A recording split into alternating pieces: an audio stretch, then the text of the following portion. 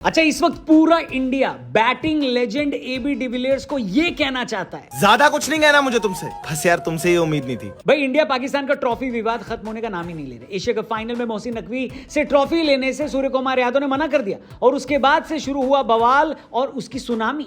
India वाले ये कह रहे थे कि बिल्कुल सही किया, जब पाकिस्तानी खिलाड़ियों से हाथ नहीं मिलाया तो फिर ऐसा कैसे हो सकता है कि उनके नेता से हाथ मिला लें जो कि उनका इंटीरियर मिनिस्टर है। पाकिस्तान वालों का कहना था कि ये हरकत करके इंडिया ने खेल की भावना को नुकसान पहुंचाया है, खेल में पॉलिटिक्स घुसाया है। लेकिन भाई, आपके देश के इंटीरियर मिनिस्टर पीसीबी के चीफ भी हैं, एशियन क्रिकेट काउंसिल के चेयरमैन भी हैं, तो क्रिकेट में पॉलिटिक्स पहले किसने घुसाया, ये आप लोग खुद ही चेक कर लो। लेकिन अभी तक ये ट्रॉफी न लेने पर तू मैं इंडिया और पाकिस्तान के बीच हो रही थी। अब इसमें एक नए नाम की एंट्री हो गई है जो कि है एबी डिविलियर्स। और एबी डिविलियर्स ने जो कहा है वो बात सुनकर उनकी इंडियन क्रिकेट फैन फॉलोइंग में भारी कमी आने वाली है। वेल, इससे पहले कि हम लोग उस कमी की बात करें, आप हमारे टीआरपी चैनल पे जरूर जाना, बिल्कुल कमी मत करना, भर भर के जाना और हमारे लेटेस्ट पॉडकास्ट को जरूर देखना जो हमने किया है फेमस ऑथर आभास मल्दहियर के साथ। इस पॉडकास्ट में हमने बाबर के बारे में बात की है, क्रिकेट वाला बाबर नहीं, जिसे मुगल एम्परर बाबर कहा जाता है, उसके बारे में। इनफैक्ट आभास की रिसर्च ये कहती है कि वो मुगल ही नहीं था, तो फिर उसे मुगल एम्परर बनाया किसने, बोला किसने। ऐसी कई सारी बातें इस पॉडकास्ट में निकली हैं, आप जरूर देखना, लिंक डिस्क्रिप्शन और पिन कमेंट में दिया है। हमारे the Raunak podcast TRP channel पर ये पॉडकास्ट ऑलरेडी रिलीज हो चुका है। फिलहाल इस वीडियो में आगे बढ़ते हैं। तो भाई, हम लोग बात कर रहे थे एबी डिविलियर्स की, जिन्होंने कुछ ऐसा कहा है जिससे जो इंडियन फैंस है उनसे नाराज चल रहे हैं। लेकिन एक मिनट, अभी तक कोई रिसर्च नहीं हुई है दोस्तों, लेकिन मुझे पक्का यकीन है कि अगर आप किसी इंडियन से पूछेंगे कि भारत से बाहर उन्हें सबसे ज्यादा पसंद कौन सा क्रिकेटर है, तो नाम एबी डिविलियर्स का निकल कर आएगा। मुझे याद है कि एक बार कानपुर के ग्रीन पार्क में India versus south Africa match हो रहा था, जहां पर एबी डिविलियर्स जमकर चौके छक्के लगा रहे थे।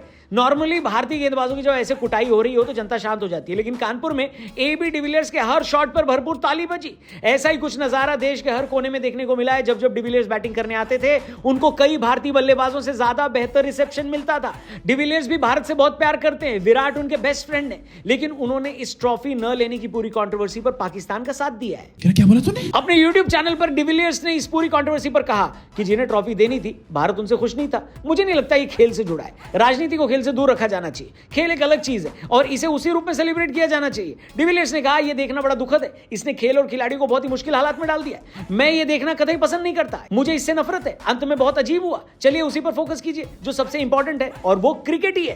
वेल, एबी डिविलियर्स के इस बयान के बाद इंडियन क्रिकेट फैंस काफी नाराज हैं और उनकी एक झलक आपको इस कमेंट सेक्शन में दिख जाएगी। लोग कह रहे हैं कि डिविलियर्स को अनफॉलो किया जाए। किसी ने लिखा कि आपने सिर्फ एक भारतीय फैन का सपोर्ट नहीं खोया, बल्कि पूरे भारत का सपोर्ट खो दिया।